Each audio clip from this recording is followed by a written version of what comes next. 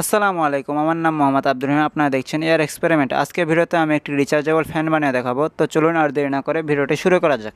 তো ভিডিও শুরুর আগে যারা আমার চ্যানেলটি এখনও পর্যন্ত সাবস্ক্রাইব করেনি তাদের কাছে একটাই অনুরোধ যে আমার চ্যানেলটি সাবস্ক্রাইব করুন, এবং যারা আগে থেকে করে রেখেছেন তাদেরকে অসংখ্য অসংখ্য ধন্যবাদ। তো সর্বপ্রথম আমরা এরকম একটি ডিসি মোটর নেব। আমি এই মোটরটি ব্যবহার করছি কারণ এই মোটরটির আরপিএম সাধারণ মোটরের তুলনায় অনেক বেশি হয়ে থাকে। তো এই মোটরটি আপনারা যে কোনো ইলেকট্রনিক মার্কেটেই পেয়ে যাবেন। তো আপনাদের কাছে যদি এই মোটরটি না থাকে তাহলে এই ধরনের একটি গোল মোটর ব্যবহার করতে পারেন।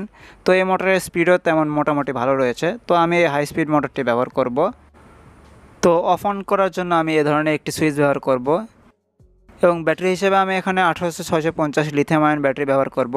এটি একটি 1300 mAh এর ভালো মানের ব্যাটারি, এবং ব্যাটারিকে চার্জ দেওয়ার জন্য একটি চার্জিং মডেল ব্যবহার করব। তো ফ্যানটির বডি হিসেবে আমরা একটি পিভিসি পাইপের টুকরো ব্যবহার করব। তো আপনারা দেখতেই পাচ্ছেন যে আমি এই পিভিসি পাইপের টুকরো নিয়েছি।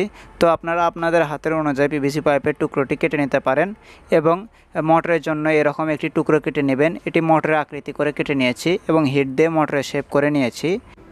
তো এগুলোকে আমরা একত্র করে সুপারগুলো আঠা দিয়ে ভালোভাবে আটকে নেব। তো পিভিসি পাইপের ওপর সুপারগুলো আঠা ভালোভাবে কাজ করে। তো আমরা এখানে সুপারগুলো আঠা ব্যবহার করব। তো আমার ভিডিও যদি এ পর্যন্ত আপনাদের কাছে ভালো লেগে থাকে তাহলে অবশ্যই চ্যানেলটি সাবস্ক্রাইব করবেন, ভিডিওটি একটি লাইক করবেন এবং বন্ধুদের কাছে শেয়ার করবেন। তো দেখতেই পাচ্ছেন যে আমি এখানে সুপারগুলো আঠা ব্যবহার করছি। তো আপনারা চাইলে এখানে গ্লুগান আঠা ব্যবহার করতে পারেন।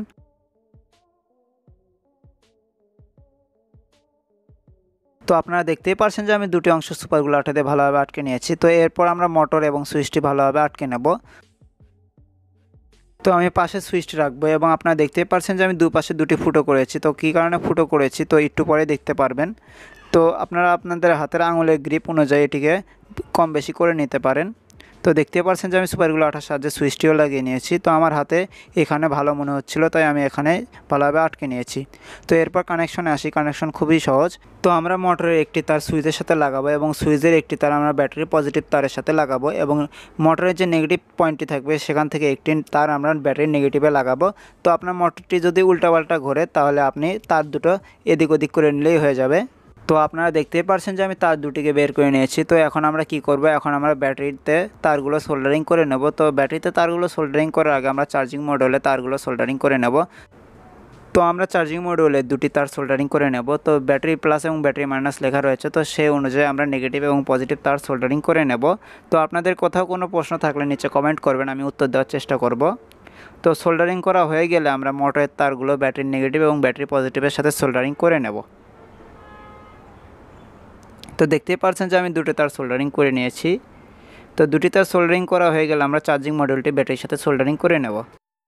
তো আপনি যদি আমার চ্যানেলটি এখনও পর্যন্ত সাবস্ক্রাইব না করেন তাহলে অবশ্যই সাবস্ক্রাইব করবেন, কারণ একটি ভিডিও বানাতে আমাকে অনেক কষ্ট করতে হয়, এবং আপনি যদি সাবস্ক্রাইব না করেন তাহলে আমার অনেক খারাপ লাগবে। তো দেখতে পাচ্ছেন যে আমি ব্যাটারির তারগুলো সোল্ডারিং করে নিয়েছি, এবং এরপর আমরা পিভিসি পাইপের ভিতর ব্যাটারি এবং চার্জিং মডিউল ভালোভাবে প্রবেশ করে আঠা দিয়ে আটকে নেব। তো দেখতে পাচ্ছেন যে আমি ব্যাটারিটি ভালোভাবে পিভিসি পাইপের ভিতর আঠা দিয়ে আটকে নিয়েছি। তো চার্জিং মডিউলের আশেপাশে অনেক জায়গা ফাঁকা রয়েছে, তো এখানে আমরা পিভিসি পাইপের টুকরো দিয়ে আটকে নেব। তো আপনারা চাইলে এখানে গ্লুগানে আঠা ব্যবহার করে পুরো আটকে নিতে পারেন।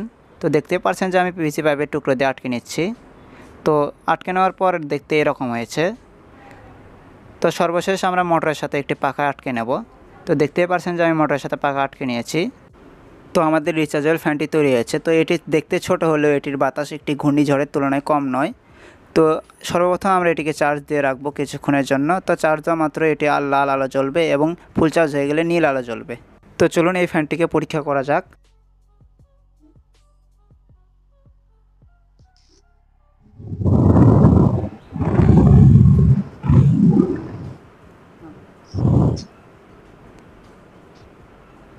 তো আজকে ভিডিও এটুকুই। ভিডিওটি ভালো লাগলে চ্যানেলটি সাবস্ক্রাইব করুন, বন্ধুদের কাছে শেয়ার করুন। তো দেখা হচ্ছে পরে অন্য কোনো ভিডিওটাতে। ভালো থাকবেন। আল্লাহ হাফেজ।